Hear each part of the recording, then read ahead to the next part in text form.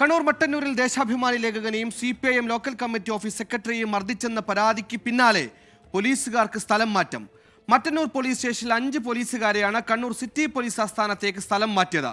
മർദ്ദന പരാതി പാർട്ടിയിലും സമൂഹ മാധ്യമങ്ങളിലും സജീവ ചർച്ചയ്ക്ക് വഴിതുറന്നതോടെയാണ് നടപടി. കോളേജ് യൂണിയൻ തെരഞ്ഞെടുപ്പിനിടെയുണ്ടായ സംഘർഷത്തിന്റെ ചിത്രങ്ങൾ പകർത്തുന്നതിനിടെ പോലീസ് അകാരണമായി മർദ്ദിച്ചുവെന്നായിരുന്നു ദേശാഭിമാനി മട്ടന്നൂർ ലേഖകൻ ശരത് പുതുക്കുടിയുടെ ആരോപണം.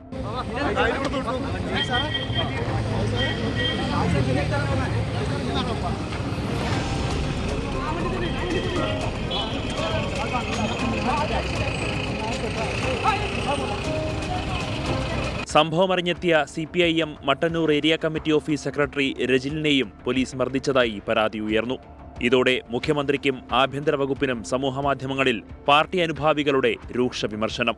പിന്നാലെ മട്ടന്നൂർ സ്റ്റേഷനിലെ സീനിയർ CPO ഷാജി കൈതേരിക്കണ്ടി, CPOമാരായ Sandeep Kumar, Vipin P, Jineesh C, Ashwin P എന്നിവർക്ക് സ്ഥലം മാറ്റം.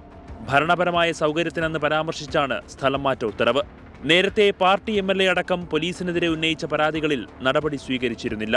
എന്നാൽ പുതിയ വിവാദങ്ങളുടെ പശ്ചാത്തലത്തിലാണ് ശരവേഗത്തിലുള്ള നടപടി. 24 കണ്ണൂർ.